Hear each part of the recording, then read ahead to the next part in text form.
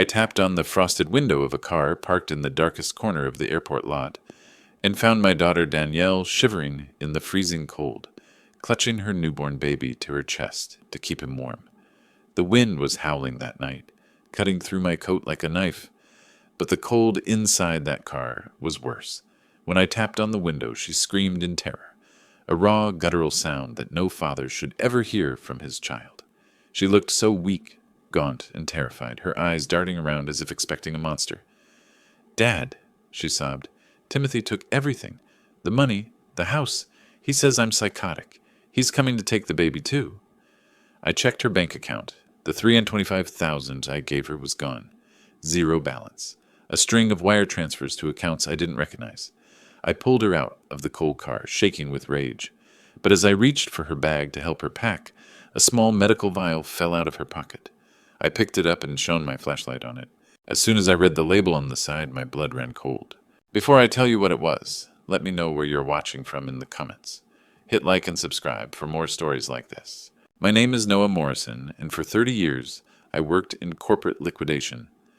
My job was simple. I went into failing companies, found the rot, and cut it out. I learned how to spot a liar from a mile away. I learned how to dismantle an empire piece by piece, asset by asset, until nothing remained but the truth. But I had been blind to the rot in my own family. I had been blind to Timothy. I had let a predator into the fold because I wanted my daughter to be happy. That was my first mistake. My last mistake was letting him think he could get away with it. That night in the parking lot changed everything. The vial I held in my hand wasn't insulin. It wasn't anxiety medication. It was a potent, highly restricted sedative, something used in secure facilities for severe instability. It causes confusion, memory loss, loss of coordination, and in high doses, extreme suggestibility. "Danielle," I whispered, my voice trembling not from the cold, but from a fury so hot it felt like it was burning a hole in my chest. "Where did you get this?" "Timothy gives it to me," she stammered, her teeth chattering. For the anxiety. He says I have episodes. He says I forget things. Dad, I don't remember signing the papers. I don't remember withdrawing the money. But he showed me the videos." "What videos?" I asked, gently ushering her and my grandson Leo out of that freezing sedan and toward my truck. "Videos of me screaming, of me throwing things." She wept, stumbling as her legs gave way. I caught her. She was light. Too light. "He says I'm dangerous, Dad. He says if I don't take the medicine, he'll have me locked up and give Leo to foster care." I got them into the passenger seat of my truck and cranked the heater up to the max. I looked at the vial one last time before slipping it into my coat pocket. This wasn't medicine. This was a chemical leash. Timothy wasn't just stealing her money. He was stealing her mind. He was gaslighting her on a biological level. I drove them to a hotel 40 minutes away, a place I knew Timothy wouldn't look for her. I didn't take them to my house. Not yet. If Timothy was as calculated as I suspected, he would be watching my place. I needed to remain a variable he couldn't account for. Once they were settled in the room, I ordered room service. Soup, bread, anything warm. Danielle ate like she hadn't seen food in days. Leo was sleeping soundly in a makeshift crib made of pillows. I sat in the armchair in the corner, watching them. The liquidator in me was waking up. I wasn't looking at my daughter anymore. I was looking at a distressed asset that had been sabotaged by bad management. And Timothy? Timothy was a liability. And in my line of work, liabilities get eliminated. The next morning, I didn't go to the police. Not yet. The police need evidence, and right now, all I had was a crazy story from a woman who looked unstable, and a husband who probably had a folder full of forged documents proving she was unfit. No. I needed to build a case. I needed to dismantle him. I took Danielle to a private doctor, an old friend named Dr. Iris, who owed me a favor from a bankruptcy settlement 10 years ago. He ran a blood panel on her immediately. We sat in his office, the silence heavy and suffocating. When Iris came back in, he didn't look at Danielle. He looked at me. "Noah," he said, his voice grave, "the levels of sedatives and hypnotics in her system are staggering. It's a miracle she can form sentences. This isn't therapeutic usage. This is chemical control. The hypnotic, that's the scary part. It makes the subject compliant, suggestible. You could tell someone to sign away their life savings, and they'd do it with a smile, then forget. It happened 5 minutes later. Danielle let out a small, broken sound. I didn't want to give him the money. I know, honey, I said, putting a hand on her shoulder. You didn't. He stole it using you as the pen. This validates her. Story, Dr. Uris said. But be careful. If she stops suddenly, the physical reaction will be brutal. I'm going to wean her off safely. But Noah, whoever did this, belongs in a cage. A cage is too good for him, I muttered. I left Danielle and Leo in the care of a private nurse at the hotel. I told Danielle to turn off her phone, to disappear. As far as the world was concerned, Danielle Morrison had vanished into thin air. Now it was time to go to work. I drove to the house I had helped them buy. It was a beautiful colonial in a quiet suburb. I had given them the down payment as a wedding gift. I parked down the street in a rental car, a nondescript gray sedan. I watched. It was 10 a.m. on a Tuesday. Timothy should have been at his consulting firm. That was the lie he told us. He was a consultant for tech startups. It was vague enough to be believable, but specific enough to explain why he needed Danielle's $325,000 inheritance from her grandmother to seed his own venture. At 10:15 a.m., the garage door opened. Timothy's Range Rover pulled out, but he wasn't alone. In the passenger seat sat a woman. She was younger than Danielle. Sharp features, expensive sunglasses. She was laughing. Timothy was laughing. He didn't look like a frantic husband whose wife and child had gone missing. He looked like a man who had just won the lottery. I followed them. They drove into the city, pulling up to a high-end brunch spot. I watched from across the street as they ordered celebratory drinks. I snapped photos with my long-range lens, another tool from my liquidation days.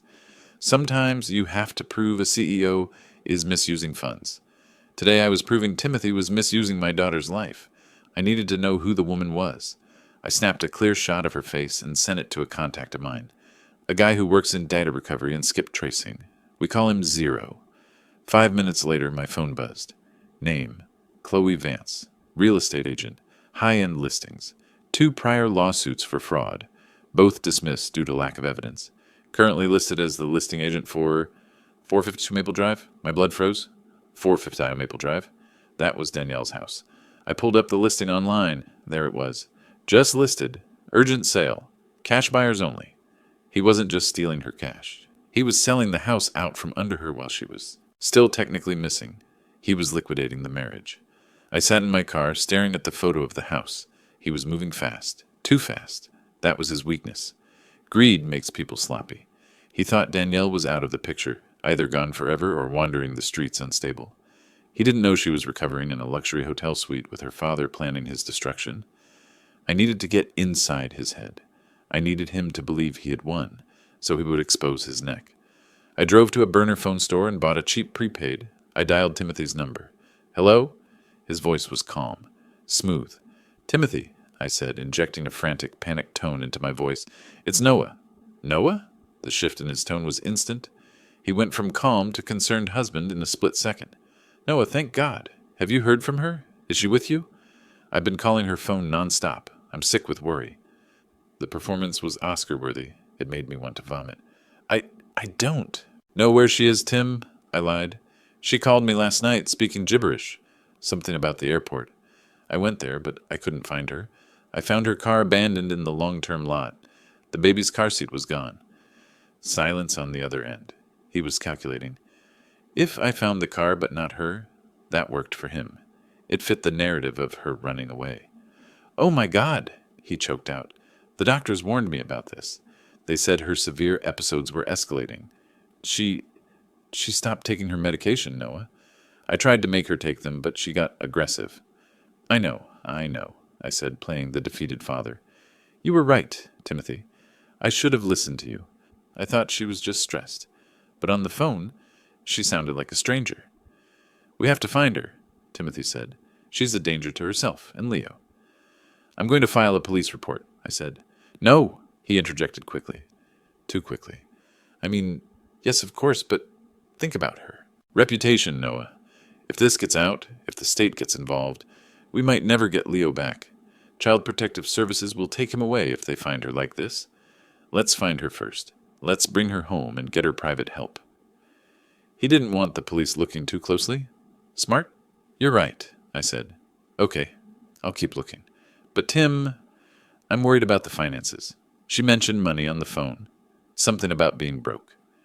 She's confused, Tim sighed. She spent it all, Noah. Online gambling, shopping. I tried to hide the statements to protect her, but it's gone. All of it. I see, I said.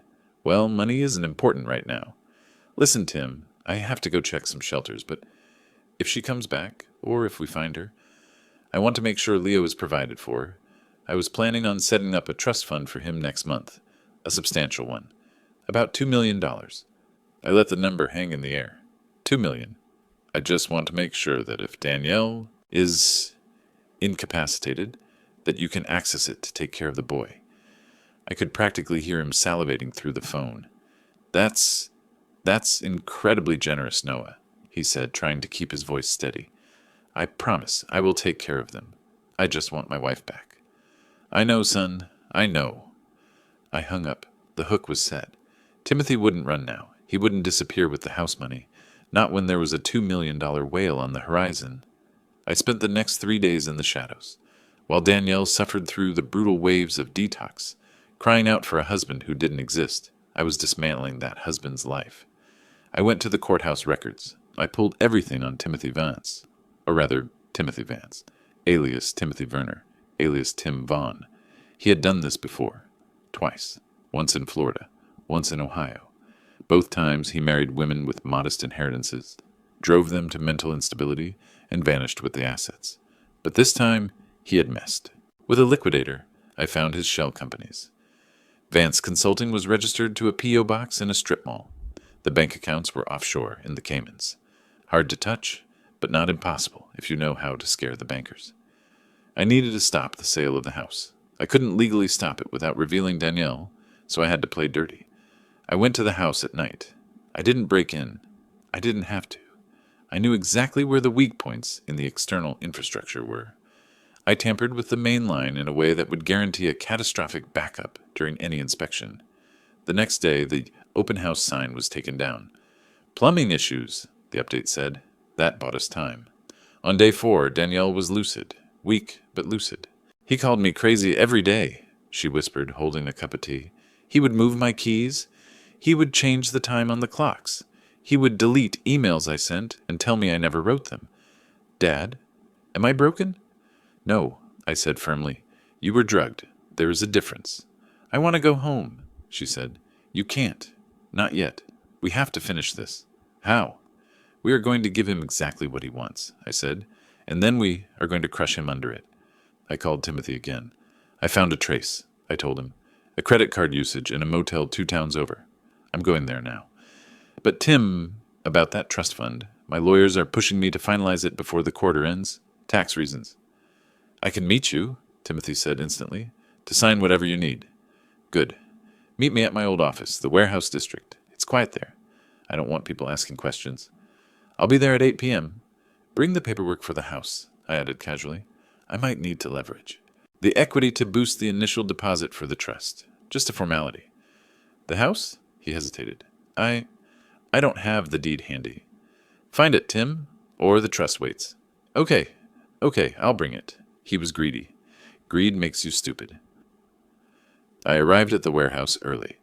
It was a massive, empty space I used for storing assets during liquidation auctions. Rows of empty shelving units, dim industrial lighting, the smell of dust and old metal. It was intimidating. It was my turf. I set up a single table in the center of the vast room, 2 chairs, a single lamp. I also set up 3 cameras, hidden in the shadows, and I invited a guest. I sent a message to Chloe, the mistress. I used a burner number. Text, Timothy is cutting you out. He's selling 452 maple tonight for cash and leaving the country. Meet at 120 Industrial Way, 8 p.m. if you want your share. Liars never trust each other. That's the rule. At 7:55 p.m., Timothy's Range Rover pulled up. He walked in looking sharp in a suit, carrying a leather briefcase. He looked around the empty, shadowy warehouse with a sneer. He felt superior. He thought he was walking into a senile old man's last grasp at control. Noah, he called out, his voice echoing. A bit dramatic, isn't it? Privacy is a luxury, Tim, I said, stepping out from behind a row of shelves. I was wearing my work clothes, not a suit, but the heavy canvas jacket and boots I wore when I was tearing places apart. He sat at the table. I sat opposite him. So, he smiled, a predator's smile. The trust fund. Where is Danielle? I asked. I needed him to say it. I told you, Noah. She ran away. She's unwell. And the money? The $325,000. She spent it. I tried to stop her. You're a good husband, Tim, I said, sliding a thick document across the table. This is the trust agreement. $2 million. Irrevocable. Controlled by the trustee, you, for the benefit of Leo. He reached for a pen. His hand was shaking slightly. One condition, I said. He stopped. What? You sign the house over to me. Today. I'll buy it from you for $1. That way the equity is protected from Danielle's episodes. He hesitated. He knew he was already selling it, but the $2 million was the bigger prize. Sure, he said. Anything to protect the family assets. He pulled the deed out of his briefcase. He signed it over. Then he signed the trust document. The scratch of the Mont Blanc pen against the heavy bond paper was the only sound in the abandoned textile warehouse. Dust motes danced in the single shaft of sunlight cutting through the grime of the high windows, illuminating the sweat beading on Timothy's upper lip. He wasn't sweating from heat. It was cool. In here, damp with the smell of rust and old oil. He was sweating from greed. I sat opposite him, my hands folded on the metal table, watching the ink dry. I had spent 40 years in corporate boardrooms, watching men sign away companies, livelihoods, and souls. I knew the look of a man who thought he had just won the lottery. Timothy didn't look at me. His eyes were devoured by the document, scanning the final figures, the zeros that promised him a life of leisure on my daughter's dime. He capped the pen with a flourish, the click echoing sharply in the cavernous space. He pushed the papers toward me, his chest puffing out with the arrogance of the mediocre man who believes himself a genius. Done, he grinned. When do the funds transfer? I didn't reach for the papers. I didn't even blink. I just watched him, letting the silence stretch until his smile began to twitch at the corners. They don't, I said. The smile faltered, replaced by a flicker of confusion that was almost pitiable. What? Read paragraph 4, section C. He frowned, pulling the document back. His eyes darted across the page, seeking the legalese I had buried there. I don't see... It says, I recited from memory, my voice flat and devoid of the warmth he used to hear at Sunday dinners, that the trustee acknowledges that all funds deposited into this trust are contingent upon the trustee not being under criminal investigation for fraud, embezzlement, or domestic endangerment. Timothy let out a sharp, incredulous laugh. He tossed the papers down. I'm not under investigation, he scoffed, leaning back in his chair, trying to reclaim the power dynamic. You are now, I said. I reached into my breast pocket. I moved slowly, deliberately. I pulled the small orange prescription vial out and set it on the table between us. It made a hollow plastic thunk against the steel. The color drained from his face instantly, leaving him a pale, clammy gray. He recognized it. Of course he did. He had handled it every day for 6 months. Where did you get that? He whispered, his voice trembling. From Danielle's pocket. The night I found her in the car where you left her to rot. Noah, wait, he stammered, standing up so quickly his chair screeched backward. He held his hands up, palms out. You don't understand. She's sick. She was confused. I had to... Sit down, I said. My voice wasn't loud, but it was absolute. It was the voice that had fired 1,000 men, the voice that had broken strikes and negotiated mergers. It was a command, not a request. He sat. He looked like a child caught stealing from the collection plate. I know about the sedatives, Tim. I know about the hypnotics. I know you were dosing her morning coffee to force a breakdown. I listed the sins calmly, ticking them off in my mind. I know about the offshore accounts in the Caymans. I know about the shell company you set up to funnel the construction loan. And I know about Chloe. At the mention of her name, the blood that had left his face seemed to rush back in a violent flush. But before he could deny it, a heavy metal door clanged open in the back of the warehouse. Chloe walked in. She didn't look like the femme fatale he had likely painted her as in his mind. She looked tired, her makeup smeared, wearing a coat that was too thin for the warehouse chill. She looked furious. She was holding her phone up, the camera lens fixed on him like a weapon. "You told me the house was in probate," she screamed at him, her voice echoing off the corrugated metal walls, bouncing back with shrill intensity. "You told me we had to wait for the old man to croak." Timothy whipped his head around, looking between me and Chloe, panic finally setting in. The walls were closing, and he had nowhere to run. "Chloe, shut up! He set us up. Don't listen to him." "He texted me," Chloe spat, stepping closer into the pool of light. "He showed me the messages, Tim. He told me you were cutting me out, that you were taking the money and leaving for Rio alone." "He's lying!" Timothy yelled, desperate now, sweat pouring down his face. "Am I?" I asked softly. I picked up the deed he had just signed. "You just sold me the house for $1, Tim, without telling her. Does that look like a partnership to you?" Chloe lunged at him, a visceral, animalistic movement. "You bastard. I helped you fake the doctor's reports.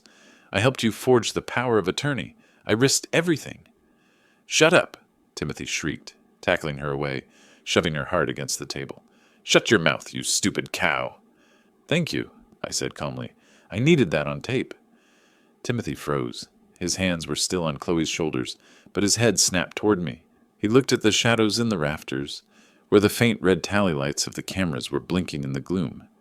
"You recorded this?" he whispered. "Video and audio," I said. "Confession to forgery. Confession to drugging. Conspiracy to commit fraud.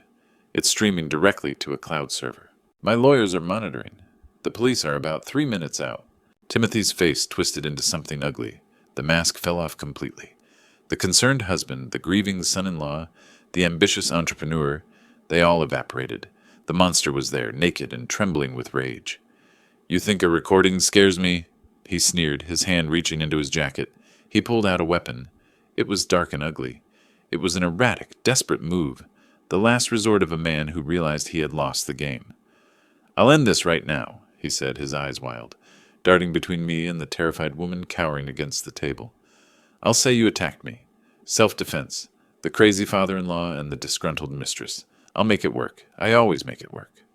Chloe screamed and scrambled back, tripping over her own feet. I didn't move. I didn't blink. I didn't even raise my hands. I just looked at him with profound disappointment. "Tim," I said, bored, "look at it." "Shut up," he screamed, aiming it squarely at my chest. His hand was shaking so badly. "Look at the chamber," I said. "It's empty." He frowned, the adrenaline momentarily fighting with his confusion. He glanced down for a fraction of a second, just enough to see the daylight passing through the empty chambers, where the rounds should have been.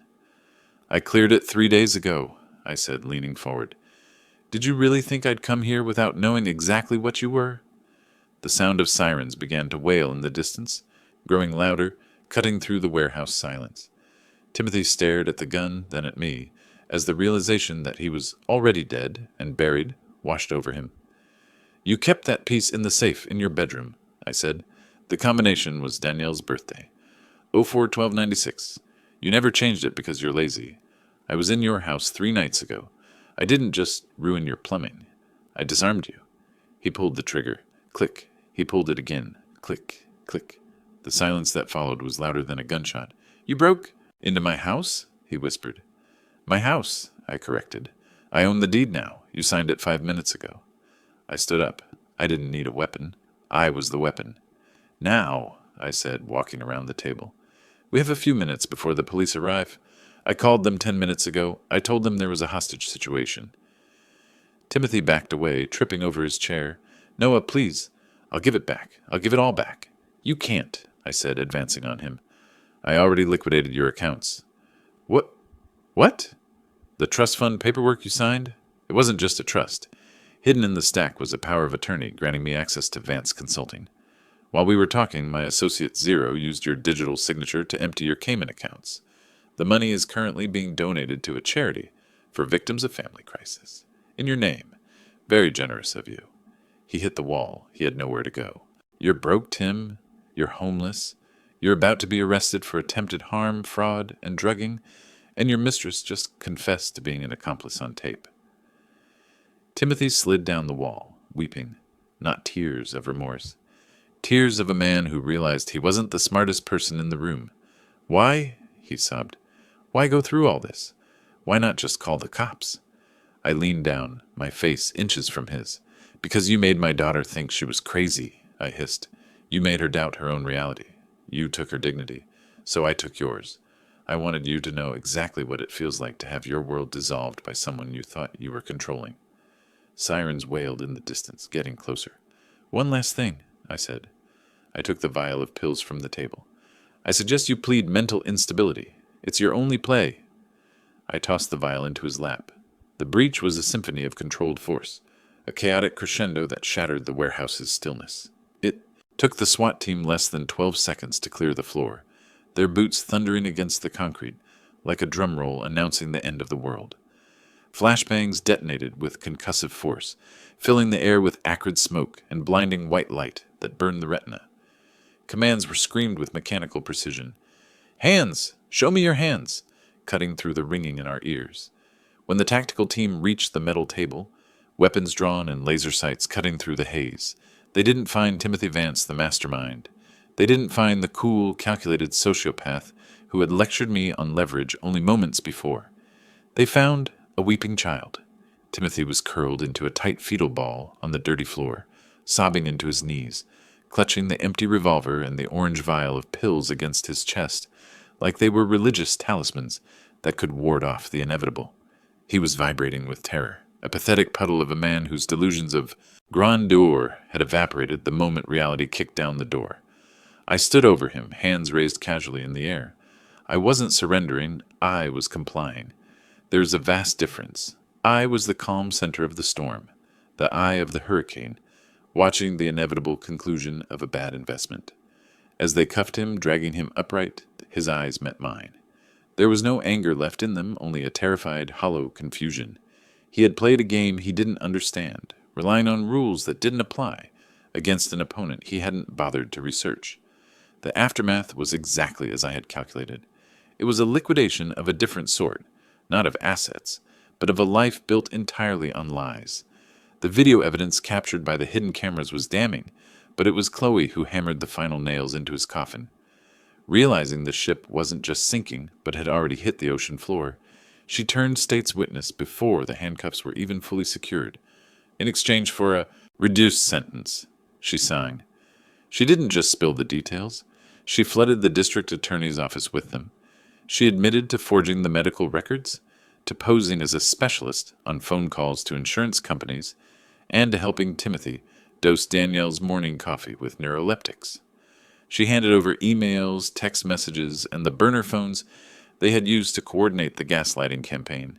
Timothy was denied bail, with his offshore accounts in the Caymans frozen and his local assets seized by my forensic accountants. The flight risk was deemed too high. He couldn't afford a dream team of high-priced defense attorneys to spin a narrative of misunderstanding.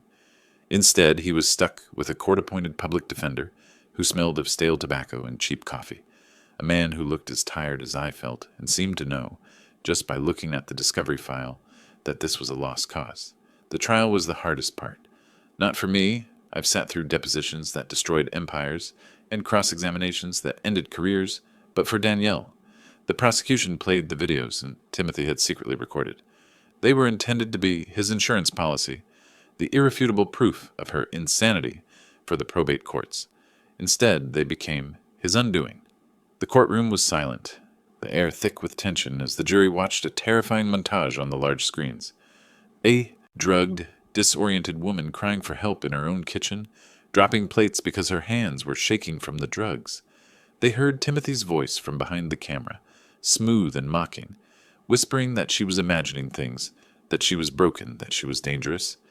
It was psychological torture captured in high definition. It was a snuff film of the soul. I held Danielle's hand tightly in the front row. I tried to shield her to block her view, but she wouldn't look away. She stared at the screen, her grip crushing my fingers, her knuckles turning white. She needed to see it. She needed to see the monster without his mask. She needed to know, with absolute certainty, that she wasn't crazy.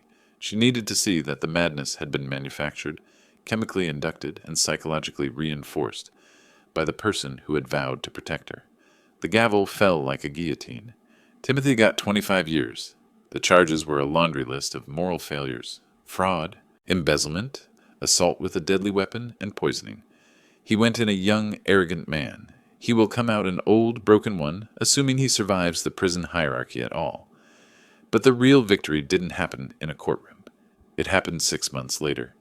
I was sitting on the wraparound porch of 402 Maple Drive. The house was no longer a crime scene or a disputed asset. It was a home again. I had transferred the deed back to Danielle that morning, free and clear. The rot had been cut out. The plumbing was fixed, the roof patched, and the bad memories were being painted over, room by room, with coats of warm yellow and soft blue. The smell of sickness and stagnation was gone, replaced by the scent of fresh paint, blooming jasmine, and brewing coffee. Danielle was down in the garden, knees deep in the soil, planting tulip bulbs for the spring.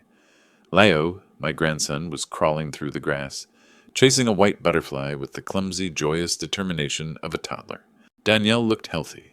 The hollow, haunted gauntness that had terrified me 6 months ago was gone, replaced by a sun-kissed resilience. Her eyes were clear, sharp, and present. She was still healing. You don't get over 6 months of chemical gaslighting and betrayal overnight, but the visceral fear was gone.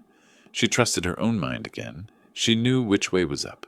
She stood wiping dark earth from her hands and looked up at me on the porch. The setting sun caught her profile, and for a moment she looked so much like her mother, it made my chest ache with a familiar dull throb. "Dad?" she called out. "Yes, sweetie?" "Thank you." "For what? The house? The lawyers? The renovations?" "No," she shook her head, a small smile playing on her lips. "For not believing him. For coming to find me when everyone else thought I was losing my mind." I took a slow sip of my coffee, hiding the slight tremor in my hand. The adrenaline of the rescue had faded, leaving behind the quiet ache of age. "That's the job, kiddo. Rule number 1 of the business. Identify the rot. Cut it out. Save the asset." She laughed.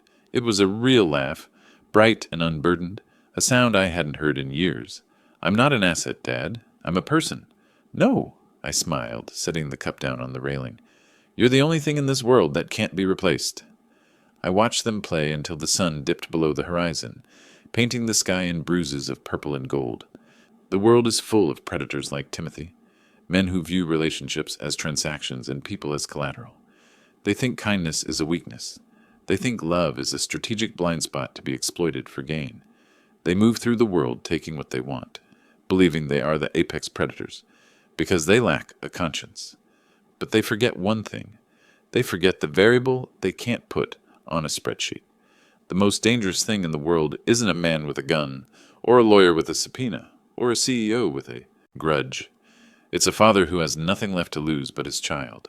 That is a force of nature that doesn't negotiate and doesn't stop. And if anyone ever tries to hurt her again, well, I'm technically retired. I don't take contracts anymore. But for family, I'll always come back for one last liquidation. Thanks for listening. If you enjoyed this story, hit that like button and subscribe. It really inspires us to share more such stories with you.